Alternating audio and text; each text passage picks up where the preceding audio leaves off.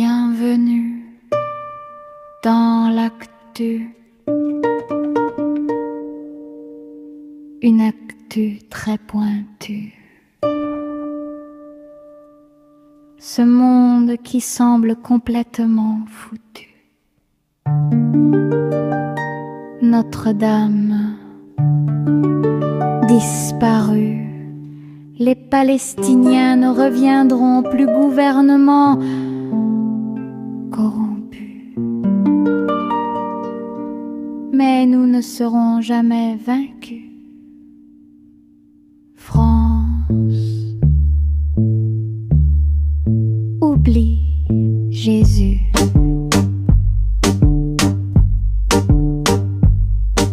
Sinon l'occupation te la mettra dans le.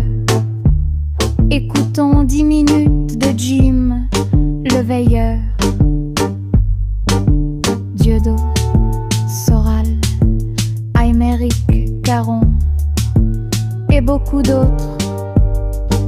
Partage mon travail et like. Donne-moi ta force s'il te plaît.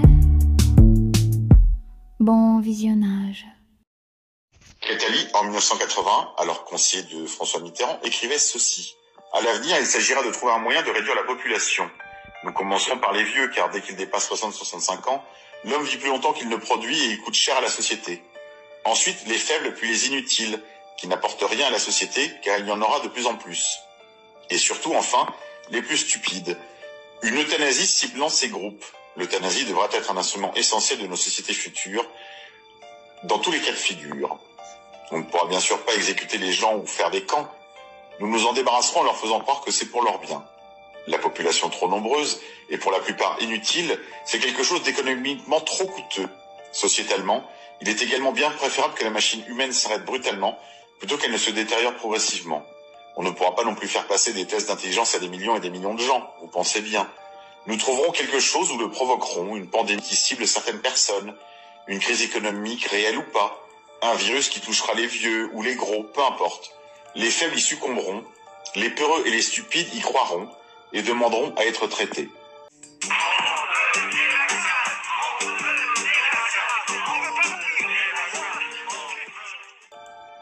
Nous aurons pris bien soin d'avoir prévu le traitement, un traitement qui sera la solution. La sélection des idiots se fera ainsi toute seule. Ils iront d'eux-mêmes à l'abattoir. L'avenir de la vie, Jacques Attali, 1981, entretien avec Michel Salomon. Notre-Dame disparue. Les Palestiniens ne reviendront plus, gouvernement corrompu. Mais nous ne serons jamais vaincus. France, oublie Jésus. Ceux qui ont pris tout le plat dans leur assiette, laissant les assiettes des autres vides, et qui ayant tout, disent avec une bonne figure, une bonne conscience, nous, qui avons tout, on est pour la paix. Je sais que je dois leur crier à ceux-là, les premiers violents, les provocateurs de toute violence, c'est vous. Et quand le soir, dans vos belles maisons, vous allez embrasser vos petits-enfants, avec votre bonne conscience, au regard de Dieu, vous avez probablement plus de sang sur vos mains d'inconscient que n'en aura jamais le désespéré qui a pris des armes pour essayer de sortir de son désespoir. Partage mon travail et like. Donne-moi ta force s'il te plaît. Bon visionnage. Alors, mon petit Emmanuel, j'avais j'ai les mains sales. Et j'ai posé du carrelage. Ne cherche pas, tu sais pas ce que c'est. Alors comme ça, on a fait passer un petit message au truc de santé, comme quoi il va falloir se préparer pour mars 2026 pour recevoir des blessés de guerre, c'est ça? Avec un pic d'activité, ce que vous parlez. Ça se voit que c'est votre boulot en fait de faire la guerre, parce que vous parlez de pic d'activité lorsque beaucoup de blessés vont arriver, c'est ça. Et alors non seulement ça sera pas que des blessés français, mais ça sera des blessés de toute nationalité, sauf Russes bien sûr, et Biélorusses, et bien évidemment. D'accord. Alors va falloir que tu m'expliques comment les hôpitaux vont être capables de gérer environ 500 000 blessés de guerre, quand tu vois que déjà, tu as déjà ton propre peuple qui crève dans tes hôpitaux, dans les couloirs des urgences, sans parler des incapables du SAMU. Si vous travaillez au SAMU, je vous le dis, vous êtes incapables, on en a la preuve, même s'il doit certainement y avoir des bons, ils sont bien cachés. Il va falloir que tu m'expliques comment tu vas mettre en œuvre ce truc, étant donné que depuis autant d'années, tu as décidé de laisser tomber tout ce qui était services médicaux. J'ai toujours dit que t'étais un rigolo, Emmanuel Macron. Regarde-moi bien dans les yeux. J'ai toujours dit que t'étais un rigolo. Et alors, si tu penses réellement que les Français vont partir en guerre pour ta gueule, je te le dis, grand, tu te mets le doigt dans l'œil, comme ça, mais bien profond, tu vois, comme ça. Ouais, tu te mets le doigt dans l'œil. Parce que moi, si je pense s'il y a une guerre à faire, elle est contre toi, Emmanuel. Ouais. Alors déjà... Il y a un avantage, c'est qu'au niveau frais de déplacement, ça coûterait moins cher. Et dans cette période d'économie, pour le budget, je pense que c'est pas négligeable, tu vois. Donc la première guerre qu'il y a à faire, c'est contre toi, c'est contre tout ce gouvernement. Et mais pas seulement chez nous, c'est dans tous les peuples européens, parce que l'Europe est une salope. Oui, je te le dis. L'Europe est une grosse putain de salope dirigée par... la mère Macrel, on va dire, la mère Macrel que j'aimerais bien voir en première ligne sur le front. Voilà, sur le front, quand je parle du front, tu vois de quoi je veux parler. Donc Emmanuel Macron, si tu penses que les Français vont partir en guerre pour toi, il faut que tu te mettes dans la tête qu'il y a des gens comme moi, même si j'habite loin, mais il y en a d'autres en France. On est tout un groupe et on ne te laissera pas faire. Voilà, on ne te laissera pas faire, c'est tout ce que je te dis.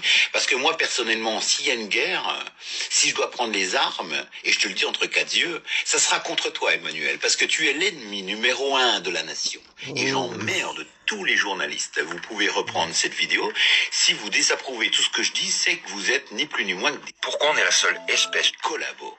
Voilà, j'assume mes paroles. Je vois où est le mal. Et le mal, il est là. Il est à l'Élysée pour le moment. Je vous embrasse.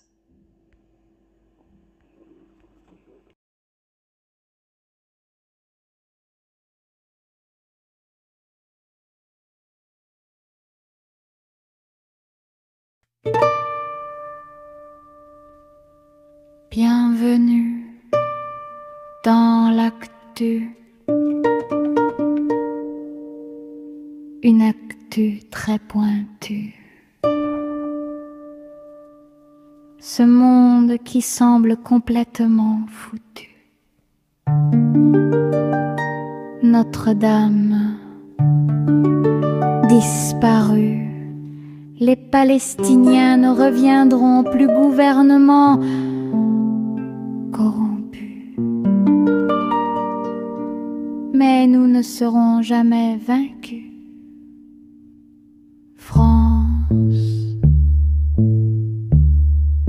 Oublie Jésus.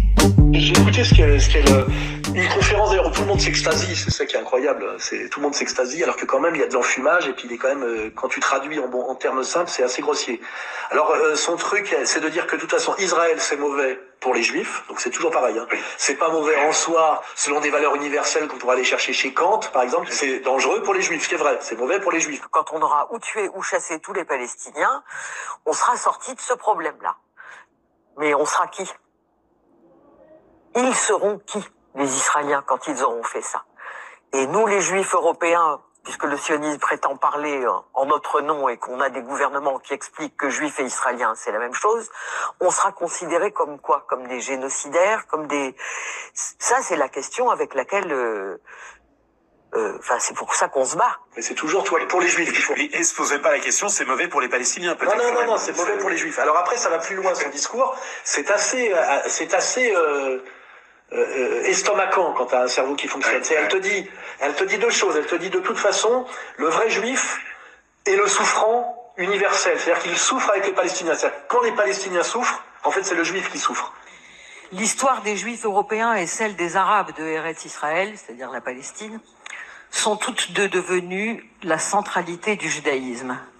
La Shoah des Juifs européens et la Shoah des Arabes de Palestine sont une seule et même Shoah pour le peuple juif. Donc en fait, ils sont souffrants, toujours. Et il ajoute à ça, parce que là, sinon, ça serait pas assez, ça serait pas assez beau. Quand le juif devient le persécuteur, c'est-à-dire que quand quelqu'un souffre, c'est le juif qui souffre à travers lui, parce que c'est le souffrant universel. Mais par contre, quand le juif est persécuteur, il cesse d'être juif, selon Sibony. Et il devient quoi? En fait, le méchant blanc, c'est-à-dire le colon, il rejoint, il se déjudaïse pour devenir le colon occidental. C'est-à-dire ça devient le méchant blanc. Quand Herzl disait nous serons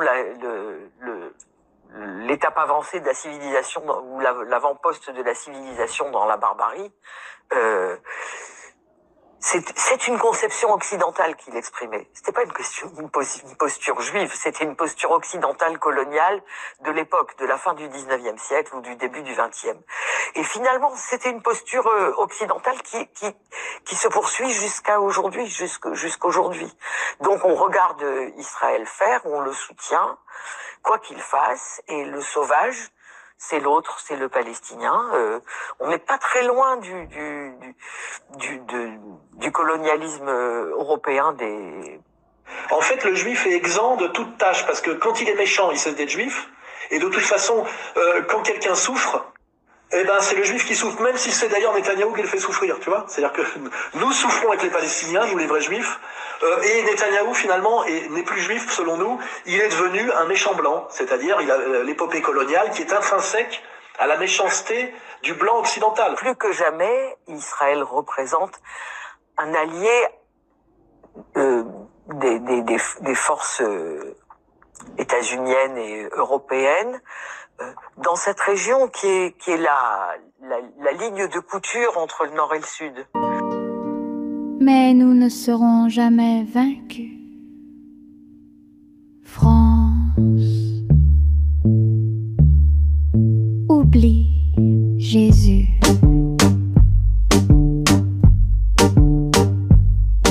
Sinon l'occupation te la mettra dans le... Écoutons 10 minutes de Jim, le veilleur. Dieudo, Soral, Aymeric Caron et beaucoup d'autres.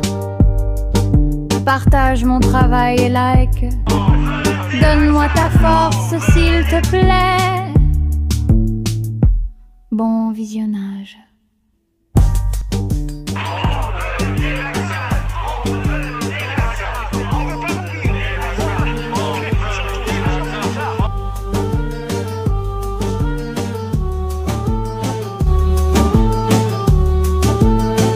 Si je me suis cassé, justement, c'est parce que j'en avais ras la casquette. Donc, quand j'entends des Français me dire « Ouais, Jim, tout va bien », je serai toujours extrêmement étonné. Je ne sais pas comment vous faites pour me dire que vous allez bien dans un pays où il y a des rituels sataniques qui tuent des petites filles, dans un pays où des gamins de 8 ans violent des gamins de 9 ans filmés par un gamin de 13 ans, dans un pays où il y a des drag queens qui vont expliquer aux gamins de 6-7 ans qu'ils peuvent se masturber entre eux, etc.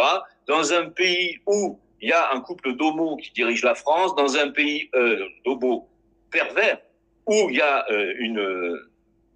une effigie modèle géant de Kermit la grenouille place Vendôme à 4 pattes pour se faire enculer. Je sais pas comment vous faites pour supporter ça, et quand vous me dites que tout va bien, je me demande où vous vivez. On vous a dit que l'art contemporain était fait pour élever l'âme, mais on a oublié de préciser, élever l'âme jusqu'au point de rupture.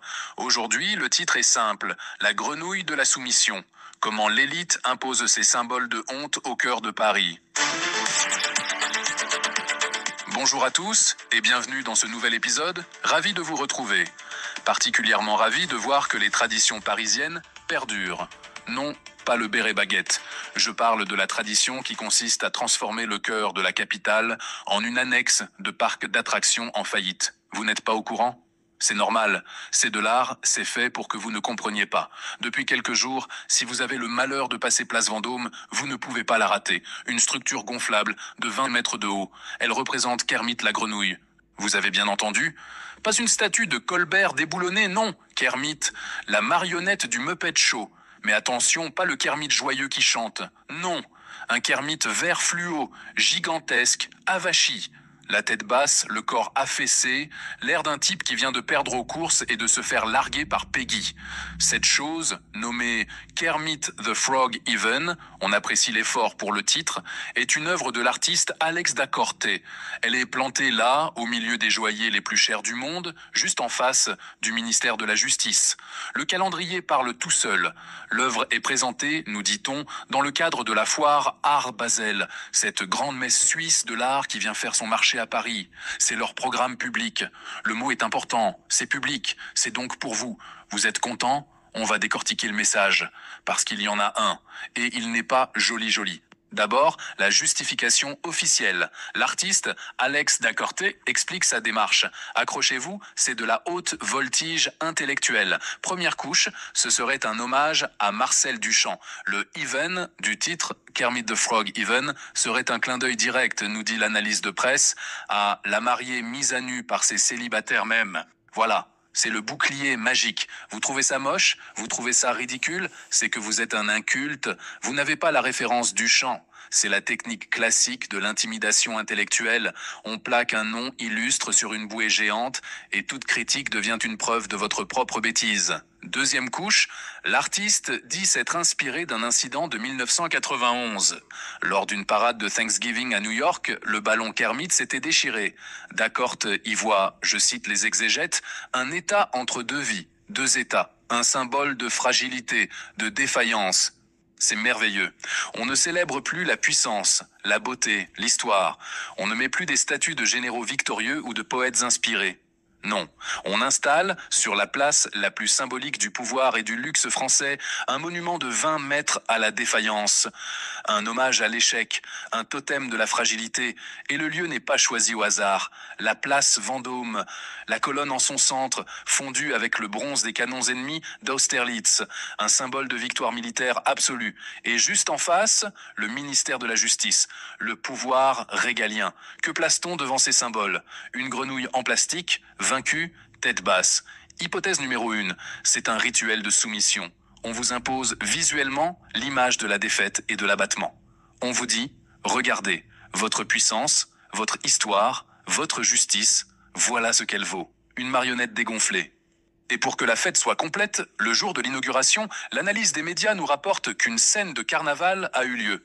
Une troupe d'artistes, déguisés eux-mêmes en Kermit, a déambulé sous le ballon géant. Le carnaval, l'inversion des valeurs, le bouffon qui prend la place du roi, sauf qu'ici, le bouffon ne repart pas, il reste 20 mètres de haut, et c'est le roi qui paie. On remonte à l'origine de ce cirque. Paris et l'art public, c'est une longue histoire de tests. Ils testent jusqu'où ils peuvent aller. Vous vous souvenez de 2014 ? Même lieu, place Vendôme. L'artiste Paul McCarthy, il installe une œuvre, le sapin. Un sapin vert, gonflable, de 24 mètres. Sauf que ce sapin, comme le notaient à l'époque tous les médias, y compris le très sérieux Le Monde, ressemblait à s'y méprendre à un autre type d'objet. Un objet de réconfort intime, si vous voyez ce que je veux dire. La provocation était tellement énorme, tellement abjecte, que la population a réagi. L'œuvre a été vandalisée en pleine nuit. Les câbles qui la maintenaient ont été coupés. L'artiste lui-même, selon les dépêches de l'époque, aurait reçu un coup de poing au visage. C'était une confrontation directe, une provocation sexuelle et scatologique. Ça n'a pas tenu. Le public a dit non. Alors, ils ont changé de stratégie. Avance rapide. 2021, l'Arc de Triomphe, empaqueté par Christo. Là, curieusement, c'est un succès populaire total. Des millions de visiteurs, des photos partout, un consensus. Pourquoi ? Parce que Christo, lui, ne salissait pas le monument. Il le soulignait. Il le voilait pour mieux en révéler la forme. C'était un geste d'une beauté abstraite, un hommage. L'œuvre de Christo respectait le symbole sur lequel elle intervenait. Les élites ont donc appris. La provocation directe, type McCarthy, ça bloque. Le bel hommage type Christo, ça passe, mais ça ne sert pas leur agenda. Alors, on entre dans la phase 3. La phase Alex da Corte. 2025. La phase 3, c'est la provocation woke. C'est plus malin. C'est la soumission sous couvert de bonnes intentions. On ne vous met plus un objet sexuel géant. On vous met une icône de votre enfance, Kermit, mais on vous la montre vaincue, à quatre pattes. Et on ajoute la troisième couche de justification, la plus importante aujourd'hui, l'écologie. L'artiste Alex da Corte insiste lourdement sur la fameuse phrase de Kermit. It's not easy being green. Ce n'est pas facile d'être vert. Vous voyez le tour de passe-passe ? Cette grenouille affaissée, ce serait, selon l'artiste, une métaphore de nos préoccupations environnementales. C'est l'éco-anxiété faite ballon. C'est la planète qui souffre, représentée par une marionnette en plastique. C'est là que le sarcasme s'étouffe tout seul. Une structure gonflable de 20 mètres de haut. 20 mètres, c'est fait en quoi? En coton bio tissé par des moines? Ou c'est fait en bon vieux polychlorure de vinyle, du plastique, du pétrole, et pour qu'elle tienne debout, enfin avachie debout, il faut des souffleries qui tournent en permanence, jour et nuit. Combien d'électricité ça consomme, cette préoccupation environnementale? C'est le sommet de l'hypocrisie. On vous vend un symbole écologique qui est, par sa nature même, un désastre énergétique et un monument au pétrole. C'est ça, l'art woke. C'est vous dire que vous polluez trop en brûlant l'équivalent de la consommation d'un immeuble pour maintenir un sac poubelle géant en forme de grenouille. Mais il y a pire que l'hypocrisie. Il y a la signification profonde. Regardons qui encaisse. Qui paie pour ça? C'est la foire Art Basel, une entité privée suisse. Qui organise ça? Une galerie privée, avec le soutien, on l'imagine, des grandes marques de luxe qui occupent la place. Celles-là même qui vendent des sacs à main à 50 000 €. C'est un entre-soi, c'est une élite mondialisée, déconnectée, qui ne partage plus aucun code avec la population locale. Ils viennent à Paris, ils louent la place la plus chère, et ils y installent un symbole de leur propre idéologie, la défaite, la fragilité et l'éco-anxiété de salon. Ils vous disent: nous sommes si riches que nous pouvons nous permettre de financer des symboles de l'échec. Nous sommes si cultivés que nous citons Duchamp pour justifier une baudruche. Et nous sommes si vertueux que nous le faisons au nom de l'écologie, avec du plastique. C'est une humiliation à 3 niveaux. Et puis, il y a le symbole de la grenouille elle-même. L'utilisateur qui m'a soumis ce sujet parle de satanisme. Le mot est fort, mais regardons les textes. Dans l'imaginaire collectif, la grenouille, ce n'est pas juste Kermit. Dans la Bible, c'est l'une des plaies d'Égypte, un symbole d'invasion, de pullulement, d'impur. Dans l'Apocalypse, selon saint Jean, il est écrit que de la bouche du dragon, de la bouche de la bête, sortent 3 esprits impurs, semblables à des grenouilles. Ce qu'on installe place Vendôme, ce n'est pas juste une marionnette. C'est un symbole ancien, un esprit impur, déguisé en icône pop, et on lui donne la posture de la soumission,